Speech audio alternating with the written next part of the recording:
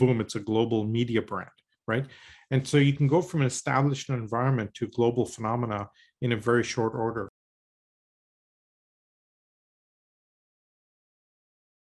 What's really gratifying is we're seeing more and more companies take it on. We're seeing mid-market companies take it on and really blow open. TED is actually a great example of this because it was a standalone conference, 1,000 people a year. Chris Anderson takes it over, does three things: establishes the MTP, ideas worth spreading. Then he puts all the TED Talks on YouTube for free, leveraging rich media. And then he allows anybody to go create a TEDx event, and boom, it's a global media brand, right? And so you can go from an established environment to global phenomena in a very short order.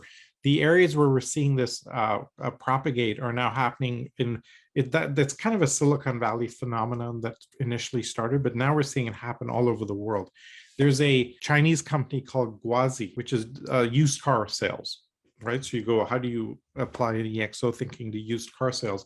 Well, they show up and they take 250 data points on a car, and then AI then analyzes, assesses a value for the car instantly, and then offers a price to the seller and offers a price to the buyer and arbitrages.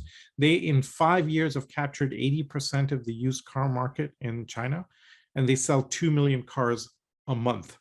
Okay. Wow. So I'm just going to try and get your heads around this. You've gone from zero to selling 2 million cars a month in 5 years, and you're worth $10 billion, right? So that kind of explosion is happening everywhere. Maybe the one domain where this has been seen the most profoundly is cryptocurrencies, where they leverage community heavily, they leverage an MTP, they have AI heavily involved, and boom, you're seeing this explosion of crypto. Ethereum is essentially an EXO, totally decentralized model, heavily leveraging all of the capabilities involved.